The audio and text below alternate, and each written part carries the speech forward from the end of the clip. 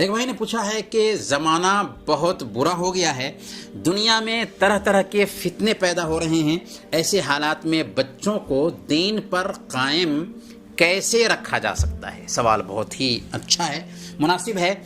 دیکھیں، اس سوال سے سائل کی دینی حمیت اور غیرت جھلکتی ہے، اور اس بات کا اندازہ لگتا ہے کہ آپ اپنے بچوں کی تربیت کے معاملے میں فکر مند ہیں، اور ہر مسلمان کے اندر ایسی فکر مندی ہونی بھی چاہیے۔ لیکن آپ نے یہ جو کہا کہ زمانہ بہت برا ہو گیا ہے، تو عقیدے کے ناحیے سے اس بات پہ ہم غور کریں، اس فقرے پہ غور کریں، تو پتہ یہ چلتا ہے کہ ایسا ہمیں نہیں کہنا چاہیے۔ زمانہ برا نہیں ہوتا، بلکہ لوگ برے ہوتے ہیں، چونکہ جو کام بھی زمانہ میں ہوتا ہے اسے کرنے والے کون ہوتے ہیں؟ لوگ ہوتے ہیں۔ تو لوگ برے ہوتے ہیں، زمانہ برا نہیں ہوتا۔ اسی لیے صحیح بخاری اور مسلم کی روایت کے مطابق اللہ کے نبی صلی اللہ علیہ وسلم نے ارشاد فرمایا کہ اللہ تعالیٰ فرماتا ہے، یودی ابن آدم یسب الدہر وانا الدہر بیدی الامر اقلب اللیل والنہار۔ آدم کی اولاد مجھے اذیت پہنچاتی ہے، زمانے کو گالیاں دیتی ہے، اور میں ہی صاحب زمانہ ہوں، میرے ہاتھ میں ہی معاملات ہیں، میں دن اور رات کو بدلتا رہتا ہوں۔ اس لیے عام طور پر یہ جو کہا جاتا ہے کہ زمانہ برا ہو گیا ہے، وقت خراب ہو گیا ہے، یہ غلط ہے، ایسا نہیں کہنا چاہیے۔ ہاں، اللہ کے نبی صلی اللہ علیہ وسلم نے مختلف احادیث میں لوگوں کے حالات کے اندر تبدیلی کی جو خبر دی ہے، یہ قیامت کی نشانیاں ہیں جو بیان کی گئی ہیں، تو اصل میں یہ لوگوں کے حالات کی تبدیلی کی خبر ہے، زمانے کو برا بھلا نہیں کہنا چاہیے۔ رہی یہ بات جو آپ نے سوال میں پیش کیا ہے کہ ان حالات میں جب کہ شہوات اور شبہات کے فتنے پیدا ہو رہے ہیں، اپنے بچوں کو دین پر کیسے قائم کیا جائے، تو اس تعلق سے چند گزارشات آپ کی خدمت میں ہم پیش کرنا چاہیں گے۔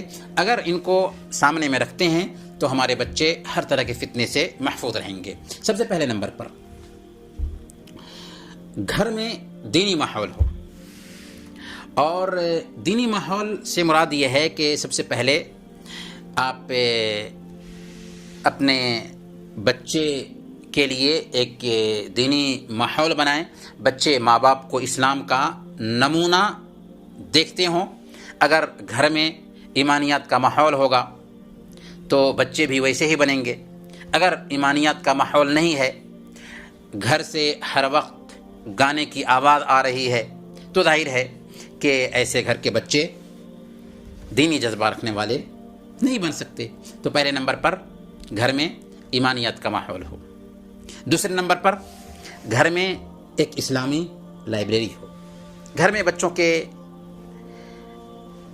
دینی جذبہ کو بیدار کرنے کے لیے، بچوں کے اندر دینی جذبہ پیدا کرنے کے لیے کتابیں رکھی جائیں، کیسیٹس رکھی جائیں، ویڈیوز رکھے جائیں، اور ماں باپ بھی بچوں کو سنانے پر اور پڑھانے پر رغبت دلائیں۔ اگر بچے ان کو سنتے ہیں، انہیں پڑھتے ہیں، اور خود بیٹھ کر بھی اگر ماں باپ بچوں کو سکھائیں، پڑھائیں، تو عجیب طریقے سے گھر میں دینی رجحان عام ہوگا، اور پڑھنے کا بھی جذبہ پیدا ہوگا بچوں کے اندر۔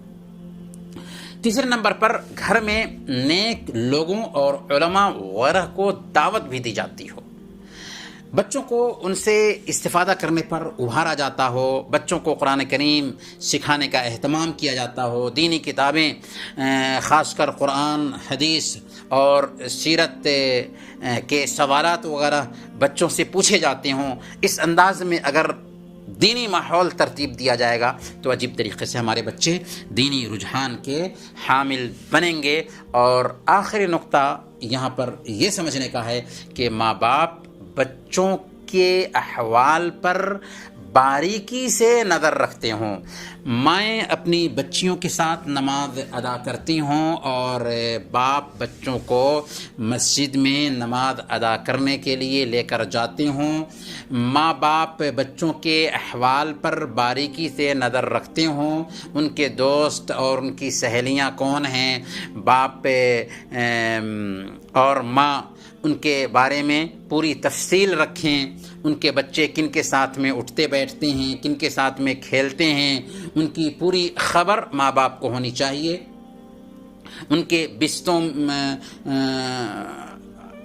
ان کے الماریوں میں، ان کے بستروں کے نیچے، ان کے تکیہ کے نیچے کیا کیا چیزیں ہیں، خاص طور پر جب بچے بلوغت کے مرحلے میں پہنچ جائیں تو ان ساری چیزوں کا نالج، ان ساری چیزوں کی خبر والدین کو ہونی چاہیے، لیکن ٹوہ میں لگنا نہیں ہے بلکہ خبر رکھنا ہے تاکہ ہم اپنے بچوں کو سدھار سکیں، ان کے اندر دینی رجحان پیدا کر سکیں، ان کے اخلاق کو خراب ہونے سے بچا سکیں۔ اللہ تعالی ہمیں اس کی توفیق عطا فرمائے۔